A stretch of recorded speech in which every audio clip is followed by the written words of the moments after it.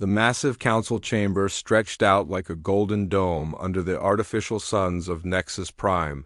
Jake Morrison sat at the human delegation table and watched the other species argue about humanity's fate. His weathered hands stayed folded on the polished metal surface, while alien voices echoed through the vast space. The Zephyrian Chancellor stood at the center podium with his forearms spread wide. His purple skin gleamed under the lights as he spoke with the voice that had controlled the galaxy for 3,000 years. Behind him floated the energy forms of the Nexari delegation, while their crystalline Vorthak representatives hummed in their musical language. Jake had been coming to these meetings for 15 years. He had watched his hair turn gray while sitting in the same chair and listening to the same speeches. Every human request got the same answer. Every proposal met the same fate. The Council had made their position clear from the day humanity first reached the stars. Humans were the newest species to join galactic civilization. They were also the weakest. The Council had decided that weak species needed guidance from their betters. They called it protection, but Jake knew better. It was control wrapped in pretty words. The cliché delegate clicked his mandibles as he spoke. His insect-like body towered over the podium while his compound eyes focused on the human table. "The mammals show concerning signs of independence," he said in his translated voice. "Their recent colony ship construction exceeds approved levels by 12%. Jake almost smiled. 12%. The cliché had been watching human shipyards with the attention of a parent watching a dangerous child. They counted every rivet and measured every hull plate. The fact that humans had managed to build 12% more ships than allowed was probably keeping cliché intelligence officers awake at night. "The human expansion must be controlled," announced the Vorthak speaker. Her crystal body rang like a bell as she moved. "Their breeding rate exceeds galactic norms. Their resource consumption grows beyond sustainable levels. They show no regard for established boundaries." Jake listened to the familiar complaints. Too many humans. Too much growth, too much ambition. The Council had been saying the same things for 50 years. They wanted humanity to stay small and grateful. They wanted humans to remember their place in the galactic order. The Nexari delegate spoke next. His voice came from everywhere and nowhere, as energy beings did not have mouths. Humanity requires additional oversight. Their technological development proceeds too rapidly. They adapt alien technologies without proper authorization. This shows dangerous independence. That was the real problem. Humans learned fast. They took Council technology and made it better. They found new ways to use old tools. They asked questions that made the older species uncomfortable. Why did trade routes favor certain systems? Why did some species get better deals than others? Why did the Council need so many restrictions? Chancellor Vextar raised his primary hand for silence. The chamber fell quiet as his 4 eyes focused on the human delegation. "The matter before us today concerns the human request for mining rights in the Kepler sector," he announced. "The Council has reviewed this proposal with great care." Jake already knew the answer. He had known it before submitting the request. The Kepler sector held rich deposits of rare minerals that humanity needed for their growing colonies. It was also empty space that no other species wanted. That made it perfect for human expansion and therefore unacceptable to the Council. "After careful consideration," Vextar continued, "the Council finds that granting such rights would upset the delicate balance of galactic economics. The human request is denied." The words hung in the air like a death sentence. Jake had spent months preparing that proposal. He had addressed every concern and answered every question. He had followed every rule and met every requirement. None of it mattered because the Council had already made their decision. Furthermore, Vextar added with obvious satisfaction, "the Council directs that human colonial expansion be limited to current boundaries. No new settlements will be approved until humanity demonstrates proper respect for galactic order." Jake felt something snap inside his chest. 50 years of restrictions. 50 years of being treated like children. 50 years of having every human dream crushed by alien bureaucrats who had never built anything themselves. The Council wanted to keep humanity trapped in their small corner of space forever. He stood slowly. His simple blue uniform looked plain next to the elaborate robes and biomechanical enhancements of the other delegates. Every eye in the chamber turned toward him. Some showed curiosity. Others showed the condescending patience of adults watching. A child threw a tantrum. "Very well," Jake said quietly. His voice carried clearly through the chamber's acoustics. "Then humanity formally withdraws from the Galactic Council effective immediately." The silence that followed was absolute. In 3,000 years of Council history, no species had ever simply walked away. Members were expelled for crimes or absorbed by conquest. They did not choose to leave. They certainly did not announce their departure with calm dignity. Chancellor Vextar's 4 eyes blinked in sequence. "I beg your pardon," he said. "Humanity withdraws from the Council," Jake repeated. "We thank you for your guidance over the past 50 years. We will be departing Council space within the next 30 days. Good day." He turned and walked toward the exit. Behind him, the chamber erupted in shocked voices speaking dozens of languages. The Cliche delegates' mandibles clicked rapidly. The Vorthak crystals rang like alarm bells. The Nexari energy forms pulsed with agitation. Jake Morrison did not look back. He had work to do. Captain Lisa Hayes stood on the bridge of the UES Defiance and watched the last human cargo ship clear the orbital station around Centauri Prime. The massive vessel moved slowly through space while smaller escort ships formed a protective formation. Around it, everything humanity had built in Council space was being packed up and moved to the frontier colonies. "Status report," Lisa said to her crew. The bridge hummed with quiet activity as dozens of officers coordinated the largest evacuation in human history. Every human world in Council space was being abandoned. Every station was being dismantled. Every piece of human technology was being removed. Lieutenant Paul Jensen looked up from his communications console. His young face showed the strain of managing hundreds of ship movements across dozens of star systems. "The colony ships from New Boston are forming up at Jump Point 7, he reported. "The mining platforms from Kepler Station are ready to move. The last civilian transport from Terra Nova is requesting departure clearance." Lisa nodded. The evacuation was proceeding exactly as planned. For 3 weeks, human ships had been gathering people and equipment from every corner of Council space. The operation required precise timing and careful coordination. One mistake could strand thousands of people or lose irreplaceable technology. "Any word from the Council?" Lisa asked. "They keep sending messages," Paul replied. "Chancellor Vextar wants to negotiate. The Cliche are demanding we submit to inspection. The Vorthak are threatening to impound our ships for unpaid fees." Lisa almost laughed. The Council still thought they were dealing with the same submissive humans who had begged for scraps 50 years ago. They expected humanity to come crawling back when the reality of leaving hit them. They were about to learn how wrong they were. "Send the standard response," Lisa ordered. "Humanity is no longer bound by Council authority. We are leaving peacefully. Any attempt to interfere will be considered an act of war." The words felt good to say. For the first time in human history, they were not asking permission. They were not requesting approval. They were simply stating facts and letting the Council deal with the consequences. The tactical display showed dozens of human ships moving through Council space. Each one carried families and equipment toward the frontier worlds beyond the galactic rim. The ships moved with purpose and coordination that impressed even Lisa. The human fleet had grown stronger during 50 years of restrictions. "Captain," called out Ensign Mary Foster from the sensor station, "we have company." Lisa turned to see the tactical display light up with new contacts. 3 massive crystalline ships had appeared at the edge of sensor range. The distinctive angular shape marked them as Vorthak heavy cruisers. Each ship was easily twice the size of the human vessels and carried enough firepower to destroy a small fleet. "They are moving to intercept," Mary reported.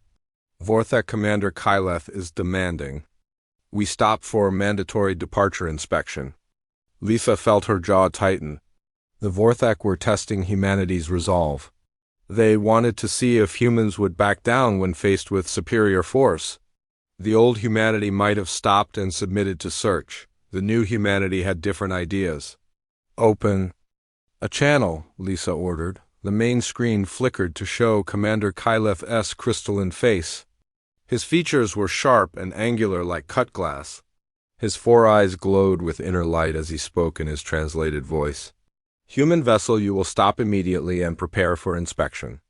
Council regulations require all departing species to submit to security screening. Lisa stepped forward so the alien commander could see her clearly. Commander Kyleth, this is Captain Hayes of the UES Defiance. Humanity is no longer bound by council regulations. We are leaving peacefully. Stand aside. The Vorthak commanders' eyes flared brighter. You will comply with inspection or face the consequences. The Council will not tolerate defiance from primitive species. Then I suggest you contact the Council and tell them their authority ended when humanity chose to leave. Lisa replied calmly. We have no desire for conflict, but we will defend ourselves if attacked. The transmission cut off. Lisa watched the tactical display as the Vorthak ships moved closer. Their weapon systems were charging and their shields were powering up. The alien commander was preparing to use force to stop the human convoy. All ships prepare for evasive maneuvers, Lisa ordered. Raise shields and charge weapons, but do not fire unless fired upon. Let them make the first move. The human ships began to spread out and increase speed. Lisa watched with satisfaction as the convoy responded with military precision. The Vorthak might have bigger ships, but humans had better coordination and training. They are trying to target our engines, Paul reported. Standard Council disable. Tactics, Lisa smiled coldly. The Vorthak were still thinking like police officers dealing with criminals. They expected human ships to behave like the old designs in their intelligence files. They were about to get an unpleasant surprise. Execute pattern Delta, Lisa ordered. The human ship suddenly accelerated beyond anything the Vorthak had seen. Before, new engine designs pushed the vessels to that should have been impossible for ships their size. The convoy spread out in a complex formation that confused the alien targeting systems. They are falling behind, Mary reported with excitement. Their ships cannot match our speed. The Vorthak ships tried to pursue, but their massive hulls were too slow and clumsy. Commander Kyleth found himself chasing shadows as the human vessels danced around his formation like fighters around heavy bombers. Open a channel, Lisa said. Kyleth's face reappeared on the screen. His crystal features showed confusion and growing anger. How are you doing this? He demanded. Your ships should not be capable of such performance. Commander, the Council spent 50 years trying to limit human potential, Lisa replied. You succeeded only in hiding it from yourselves. This is what happens when humans are free to build without restrictions. The Vorthak ships stopped their pursuit. Lisa could see the alien commander struggling to process what he had witnessed. The human vessels were not just faster than expected. They were beyond anything in the Council's technological database. Tell the Council that humanity remembers every insult and every restriction, Lisa added. We are leaving, but we will not forget. The next time we meet, things will be different. The transmission ended, and the human convoy jumped to hyperspace. Behind them, the Vorthak ships drifted in empty space while their commander tried to explain to the Council how a primitive species had just outmaneuvered the galaxy's most advanced military force. 3 years had passed since the last human ship left. Council Space and Chancellor Vexstar was beginning to think the crisis was over. The emergency sessions had ended months ago, and the various species representatives had returned to their normal routines. The galaxy was finally back to the way it should be, with the Council in control and no upstart mammals asking uncomfortable questions. The Zephyrian leader sat in his private office overlooking the capital city of Nexus Prime. Through the transparent walls, he could see the massive spires that housed the galactic government. Everything looked peaceful and orderly, just as it had for thousands of years. Before humans arrived to disturb the natural balance, his aide entered the room carrying a data tablet. The young Zephyrian's forearms moved nervously as he approached the Chancellor's desk. "Sir, we have the quarterly economic reports from the outer sectors," he announced. Vexstar accepted the tablet without looking up from his other work. "Summarize the important details," he said while continuing to review trade agreements. "The Rigel shipping routes are showing decreased efficiency," the aide began. "Cargo deliveries are taking longer and costs are rising." The Nexari crystal. "Mines are reporting surplus inventory that cannot be moved to market." The Cliche Biological Research Division is requesting additional funding due to reduced testing opportunities. Now Vexstar looked up. These were concerning developments but not necessarily connected to the human departure. "What are the specific causes of these problems?" he asked. His aide's skin changed color slightly as stress patterns appeared across his purple flesh. "The shipping problems began when human cargo vessels stopped operating in Council space. The companies that replaced them are less efficient and more expensive. The Nexari crystals were primarily purchased by human colonies for their technology. Industries. The Cliche testing protocols relied heavily on human subjects who volunteered for medical trials." Vexstar felt a cold sensation in his stomach. He had assumed that losing humanity would be a minor inconvenience that other species could easily handle. The Council had ruled the galaxy for millennia before humans arrived and would continue ruling long after they were forgotten. "Are there solutions to these issues?" he asked. "The transportation guilds are working to improve efficiency, but their ships are not designed for the routes humans used to service. The Nexari are seeking new buyers for their crystals, but most species lack the technical knowledge to use them effectively. The Cliche are having difficulty finding test subjects willing to participate in their research programs." The Chancellor dismissed his aide and sat alone with the troubling reports. The human departure was causing more disruption than anyone had anticipated. It was not just the loss of human contributions to the galactic economy. It was the discovery that humans had been filling gaps that other species could not easily. REPLACE, Dr. Rachel Wells, stood in her new laboratory on the frontier world of Haven Colony and marveled at the equipment surrounding her. The research facility was 10 times larger than anything she had been allowed to build in Council space. Advanced computers hummed quietly while automated systems ran experiments that would have required months of approval processes under the old system. "The protein synthesis is complete," announced her assistant Dr. Kevin Price. The young scientist had followed Rachel when she left the Council's Xenobiology division. Like many humans, he had grown frustrated with the restrictions and delays that limited their research. Rachel examined the results on her screen. The new medical treatment she had developed would have taken years to approve under Council oversight. The various committees and review boards would have demanded endless tests and safety protocols. Here on Haven Colony, she could focus on the actual science instead of bureaucratic procedures. "This treatment could save millions of lives," she said to Kevin. "The Council never understood that their caution was killing people while we waited for permission to help them." Kevin nodded as he prepared the next batch of samples. "The irony is that they claim to be protecting the galaxy from dangerous human experimentation. Instead, they were protecting their own power by keeping us from making breakthroughs that might embarrass them." Rachel had been one of the Council's leading experts on alien biology. Her research had helped develop treatments for diseases that affected dozens of species. The Council had taken credit for her work while limiting her ability to pursue more advanced projects. Now she was free to explore ideas that had been forbidden under their system. "Have you seen the latest reports from the other colonies?" Kevin asked. Rachel pulled up the communications network that connected the scattered human settlements. The news was remarkable. Human colonies beyond the galactic rim were thriving in ways that would have been impossible under Council oversight. Population growth was exceeding all projections. Technological advancement was accelerating at unprecedented rates. New discoveries were being made daily. "The shipyards at New Terra are producing vessels with capabilities that surpass anything in our old fleet," she read from the reports.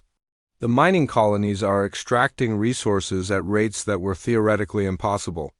The agricultural Worlds are feeding populations that should require massive food imports. Kevin smiled as he worked. It turns out that humans are quite capable when they are not being constantly told what they cannot do. The communication system chimed with an incoming message. Rachel opened the channel to see the face of Dr. Amanda Carter calling from the research station at Proxima Base. The older woman had been Rachel's mentor during her early years with the Council. "Rachel, I wanted to share some exciting news," Amanda said. "We have made contact with a species called the Andromedans. They are a civilization from outside our galaxy that has been observing Council space for centuries. They are interested in establishing trade relations with humanity." Rachel felt her heart race. Contact with an extragalactic species was something the Council had never achieved. Their rigid bureaucracy and suspicious nature had prevented them from establishing relations with anyone outside their existing power structure. "What are they like?" Rachel asked. "Advanced beyond anything we have encountered," Amanda replied. "Their technology appears to be based on principles we are only beginning to understand. They have been waiting for a species mature enough to treat them as equals instead of subjects to be controlled." Kevin looked up from his work. "Why are they interested in humanity specifically?" he asked. Amanda's expression grew serious. "They have been watching the Council for a long time. They view it as a stagnant empire that suppresses innovation and prevents galactic development. They believe humanity represents something new and potentially revolutionary." Rachel felt a chill of excitement. The implications were staggering. If humanity could establish relations with advanced civilizations beyond the galaxy, they would gain access to knowledge and technology that would transform human society. "There is more," Amanda continued. "The Andromedans have indicated that they know of other species that have been suppressed or marginalized by the Council. They are interested in supporting what they call a galactic renaissance that would challenge the existing order." The transmission ended, and Rachel stood quietly in her laboratory thinking about the future. Humanity had walked away from the Council expecting to build a new life in the frontier. Instead, they had discovered that the galaxy was much larger and more complex than the Council had ever admitted. The Council had kept humanity small and contained because they feared what humans might become if given freedom. Now that fear was about to be justified in ways they never imagined. Intelligence Officer Zexiu I had been tracking human activity for the past 6 months, and what he discovered made his crystalline body vibrate with alarm. The Vortex stood in the Council's intelligence center surrounded by holographic displays, showing the outer reaches of known space. Each screen told a story that challenged everything the Council believed about galactic civilization. "Show me the population data again," demanded Chancellor Vextar. The Zephyrian leader had called this emergency briefing after receiving Zexiu I's preliminary report. The other Council members sat around the conference table with expressions ranging from concern to disbelief. Zexiu I activated the central display. "Human population in the frontier colonies has increased by 300% since their departure. We estimate current numbers at over 2 billion individuals spread across 47 worlds. Their growth rate exceeds anything we have on record for any species." The Cliche delegate clicked his mandibles nervously. Such rapid expansion should be impossible without significant resource support. How are they sustaining this growth? That is where the situation becomes more concerning. Zexiu I replied. "Our long-range sensors detect mining operations on a scale that surpasses our most optimistic projections. They appear to have developed extraction technologies that we do not recognize." The Nexari representative pulsed with agitation. You saying humans have surpassed Council mining capabilities in just 3 years?" Zexiu I's crystal body rang softly as he nodded. "The energy signatures from their operations suggest they are extracting resources at rates that should require massive industrial complexes. However, our surveillance shows relatively small facilities producing these outputs." Chancellor Vextar leaned forward in his chair. "What about their military capabilities? Are they building warships?" "We have detected what appear to be defensive installations around their major colonies," Zexiu I answered. However, the technology signatures do not match any known weapon systems. More troubling is that we have lost contact with several of our deep space monitoring stations along the frontier. The Vorthic delegate's crystal features darkened. Lost contact how? The stations simply stopped transmitting, HFY explained. When we sent scout ships to investigate, they found the facilities intact but completely abandoned. There were no signs of struggle or damage. The crews had simply vanished. A cold silence fell over the conference room. The Council had operated monitoring stations throughout the galaxy for thousands of years. The idea that they could be neutralized without trace was deeply unsettling. There is more, HFY continued. We have confirmed contact between human colonies and at least 12 species that were previously unknown to us. These civilizations appear to be highly advanced and have been deliberately avoiding Council space. The Cliche delegate's compound. Eyes focused sharply on the intelligence officer. Unknown species? How is this possible? Our surveys have mapped every sector of the galaxy. It appears that our surveys were not as complete as we believed, HFY replied carefully. These civilizations have been actively concealing themselves from Council detection. Some appear to possess technologies that can hide entire star systems from our sensors. Admiral Susan Clark stood on the bridge of the UES horizon and watched the massive structure taking shape in the asteroid field ahead.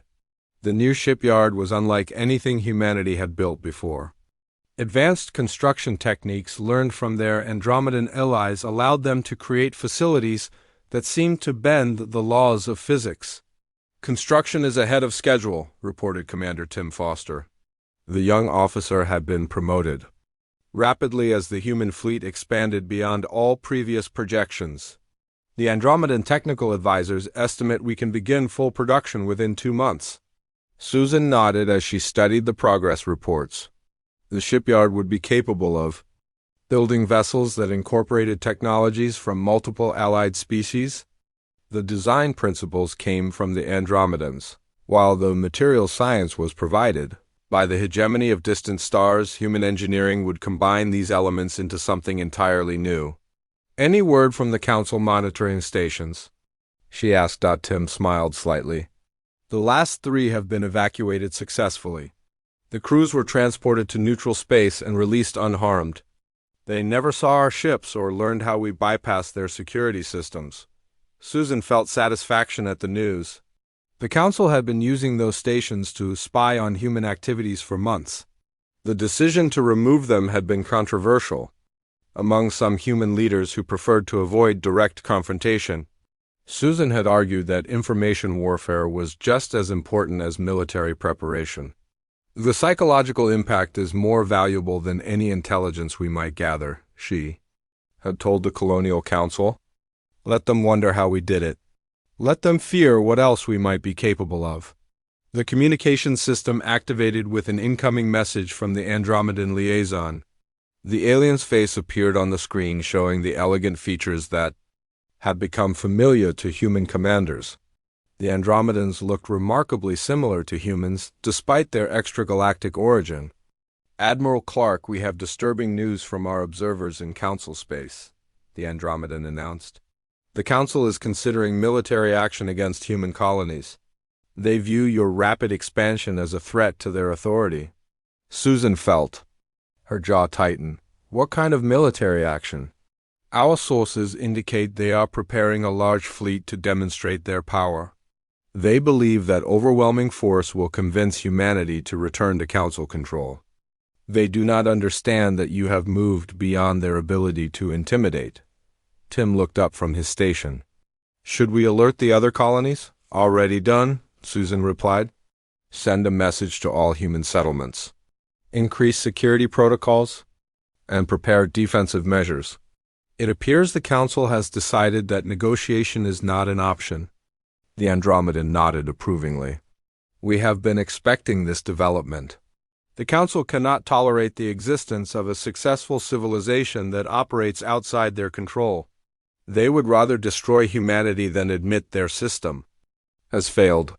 Susan studied the tactical displays showing human positions throughout the frontier. The colonies were scattered across dozens of star systems with limited ability to support each other in case of attack. However, they possessed advantages that the Council did not suspect. Begin implementation of Protocol 7, she ordered. Contact our allies and inform them that the Council has chosen conflict over coexistence. It is time to show them what they are really facing. The message went out across the growing network of species that had allied with humanity. The Andromedans with their advanced technology. The hegemony with their massive industrial capacity. The Free Worlds Coalition with their military expertise. Dozens of civilizations that had been waiting for someone to challenge the Council's monopoly on galactic civilization. The Council had spent 3 years wondering what humanity was doing beyond their borders. They were about to discover that the question was not what humanity was doing, but what humanity had convinced others to do alongside them. The galaxy was about to change in ways that would make the Council's worst fears seem optimistic. The first sign of trouble came from the Kepler system, where a Cliche raiding party had detected what appeared to be a defenseless human trading post.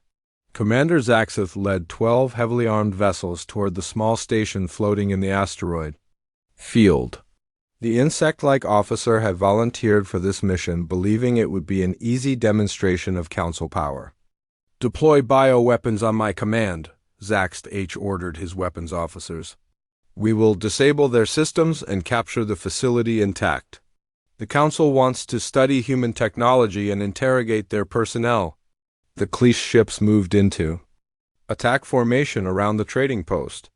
Their sensors showed a simple commercial structure with minimal defenses and no military escorts. It seemed like the perfect target to send a message that humanity could not hide from Council authority. "Sir, we are detecting unusual energy readings from the station," reported the sensor operator. "The patterns do not match known human technology." Zax dismissed the concern with a wave of his clawed hand. "Humans are primitive. They probably installed some outdated defensive system that will fail at the first sign of real military pressure." The Cliche warships opened fire with weapons designed to disable rather than destroy.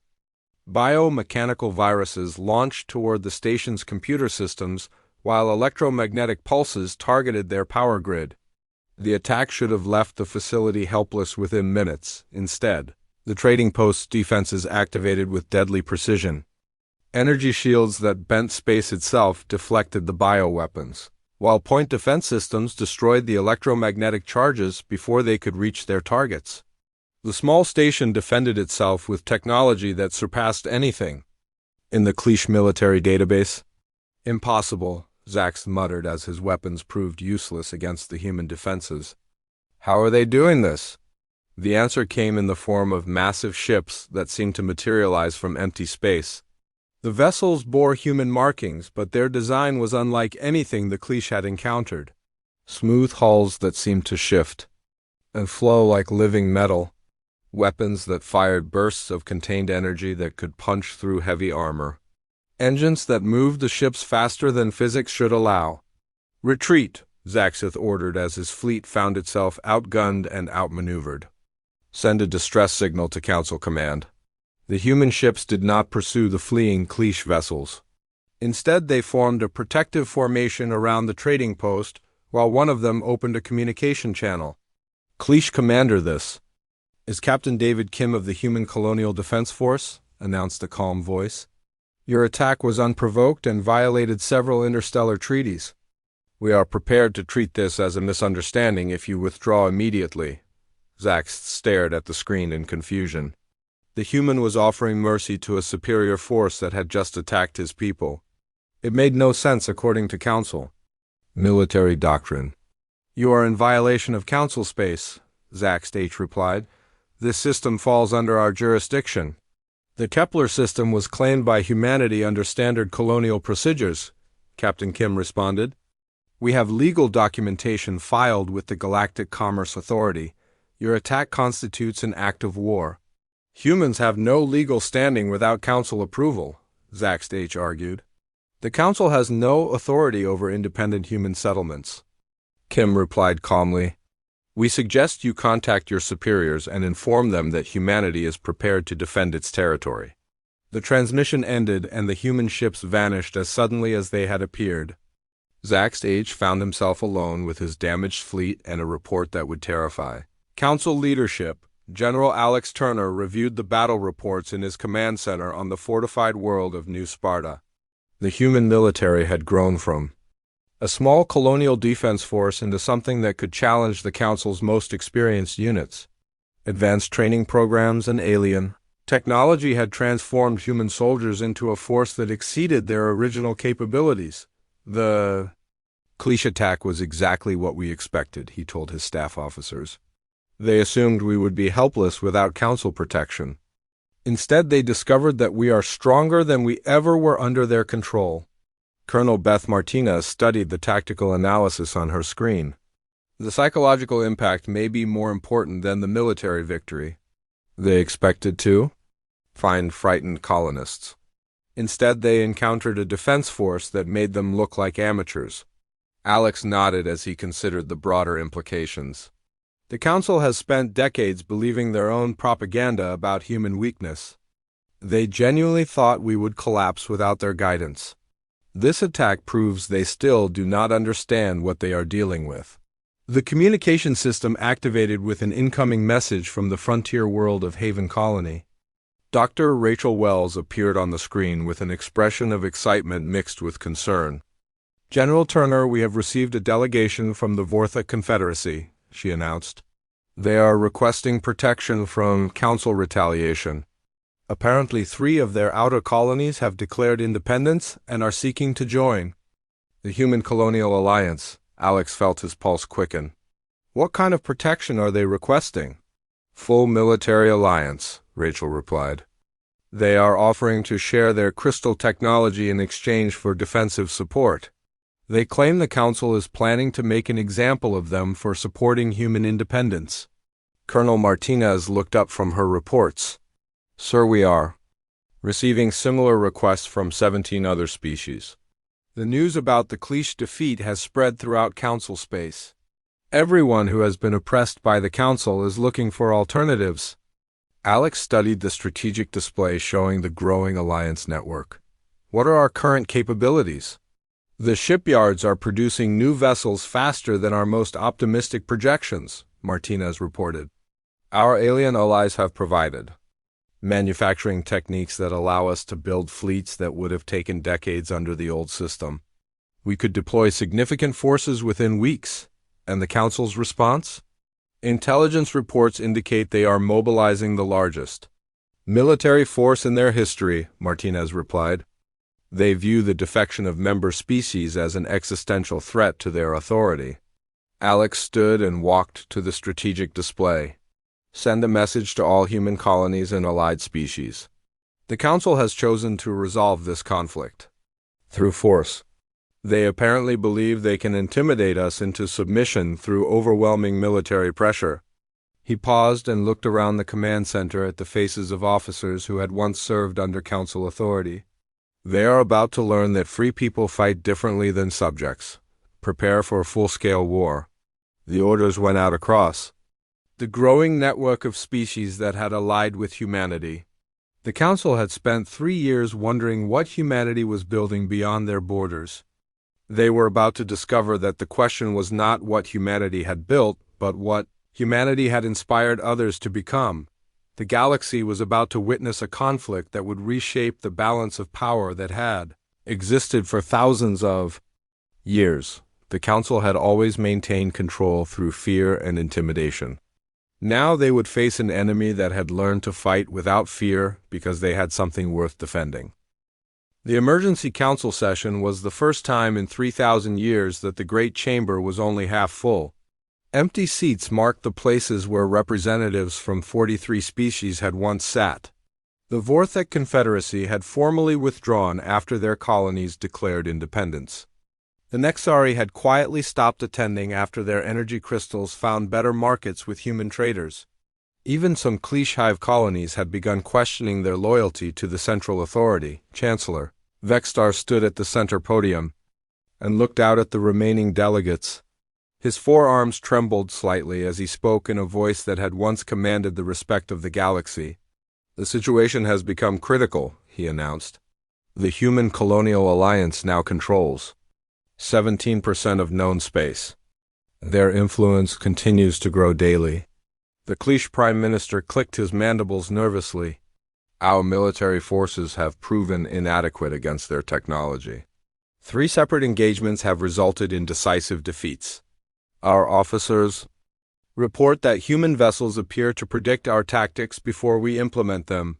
Worse than their military capabilities is their diplomatic success," added the Vorthic Supreme Commander. "They offer member species something we never provided: genuine partnership instead of domination. Species are abandoning the Council to join their alliance voluntarily."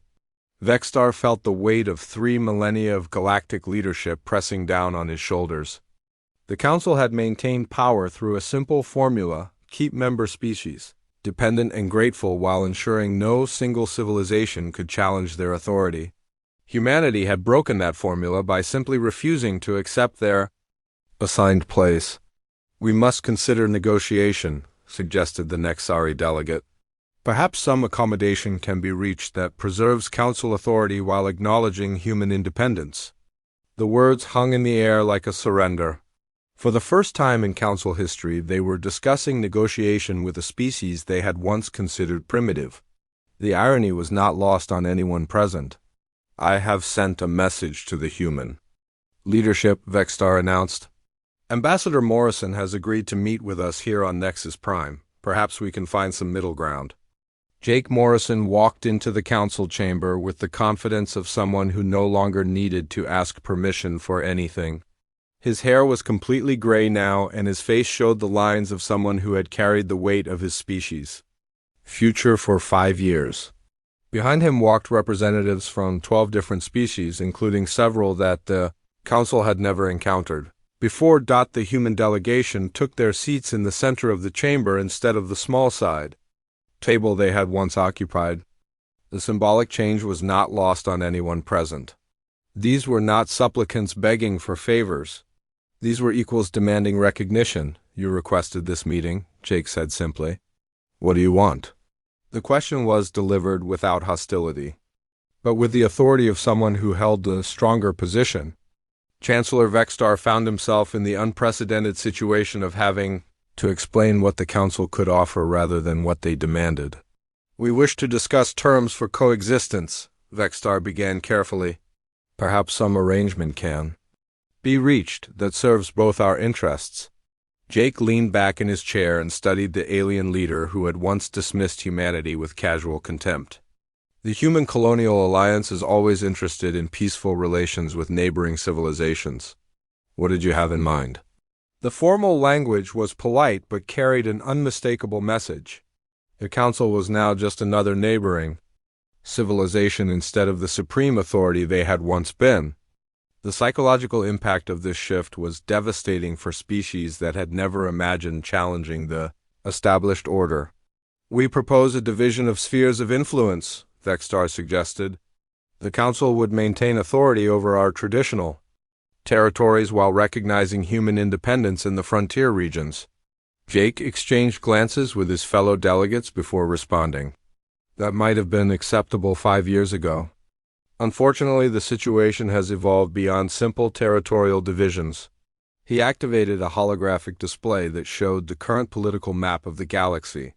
Large sections that had once been solid Council territory were now marked with the symbols of independent species or human alliance members. 47 species have requested membership in the Human Colonial Alliance, Jake continued. 63 others have declared independence from Council authority. The old system is collapsing because it was built on fear instead of mutual benefit. The Cliche delegate's compound eyes focused on the display. "What are you proposing?" "The Alliance offers full membership to any species that accepts our principles of voluntary cooperation and mutual respect," Jake replied. "We also offer associate status to civilizations that prefer to maintain independence while participating in our trade and defense networks." Vexstar felt his world crumbling around him. "And what of the Council?" What role would we play in this new arrangement? Jake's expression softened slightly. The Council would be welcome to join as equals. Your experience in interstellar governance would be valuable to the Alliance. However, you would need to abandon your claims to superior authority over other species. The chamber fell silent as the implications sank in. The Council could survive, but only by accepting that they were no longer the masters of galactic civilization. They would become partners in a system where their voice was one among many instead of the final word on all matters. This is not what we envisioned when we began these negotiations, Vextar said quietly. Change rarely matches our expectations, Jake replied. The question is whether you will adapt to the new reality or continue fighting a war you cannot win. The human delegation stood to leave. Jake paused at the chamber entrance and looked back at the species that had once looked down on humanity with such condescension. You were right about one thing, he said. Humanity is primitive. We still believe in simple concepts like dignity, cooperation, and the right of all species to determine their own destiny. If that makes us primitive, then we are proud to be so. The humans departed and the council chamber fell into stunned silence. The age of unchallenged authority was over.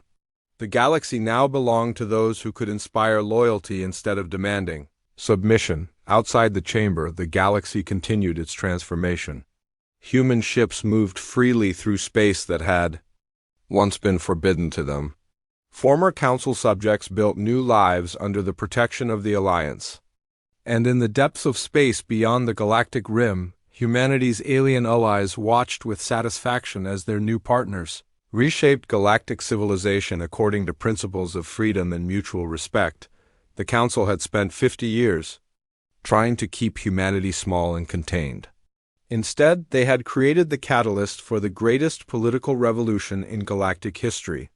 The age of the Council was ending not with conquest or collapse, but with the quiet dignity of a species that had simply chosen to walk away and build something better.